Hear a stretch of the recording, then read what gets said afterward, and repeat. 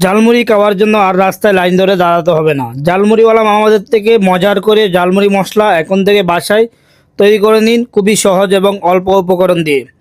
তাহলে রেসিপিটা দেখে নিন। প্রথমে একটা বাটির মধ্যে 1 চামচ ধনিয়ার গুঁড়া, 1 চামচের কম জিরার গুঁড়া, 2 চামচ পরিমাণ মরিচের গুঁড়া নিয়ে নিচ্ছি, হাফ চামচ পরিমাণ নিয়ে নিচ্ছি হলুদের গুঁড়া। এখন এগুলি সুন্দর করে মিক্স করে এখানে একটু পানি অ্যাড করে নিব, পরিমাণ মতো যতটুকু পানি প্রয়োজন হয়। পানিটা অ্যাড করে সুন্দর করে ভালো মতো মিক্স করে একটা গ্রেভি আকারে তৈরি করে নিচ্ছি দেখেন। এখন এটা রেখে দিব। এখন একটা ফ্রাই প্যানের মধ্যে সয়াবিন তেল দিয়ে দিচ্ছি। তেলের পরিমাণটা একটু বেশি দিতে হবে, তাহলে এটা ফ্রিজ ছাড়া অনেক দিন ভালো থাকবে।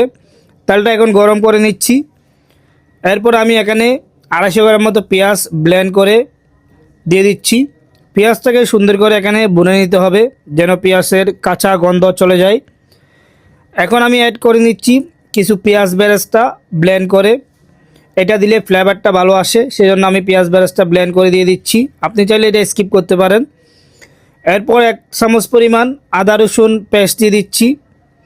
এটা দিয়ে আরও সুন্দর করে 2-3 মিনিট ভালো করে এখানে তেলের মধ্যে ফ্রাই করে নিব, যখন সবগুলি উপকরণের কাঁচা ফ্লেভার চলে যাবে। এরপর আমি যে মশলাটা দিয়ে গ্রেভি তৈরি করছিলাম সেই গ্রেভিটা দিয়ে দিচ্ছি।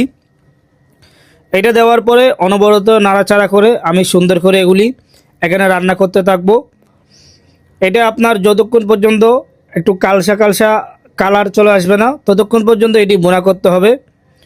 মাঝখানে আমি এখানে অ্যাড করে নিচ্ছি হাফ চামচ পরিমাণ বিট লবণ, হাফ চামচ পরিমাণ সাদা লবণ, হাফ চামচ পরিমাণ টেস্টিং সল্ট ইউজ করতেছি যেন আপনার টেস্টটা ভালো আসে।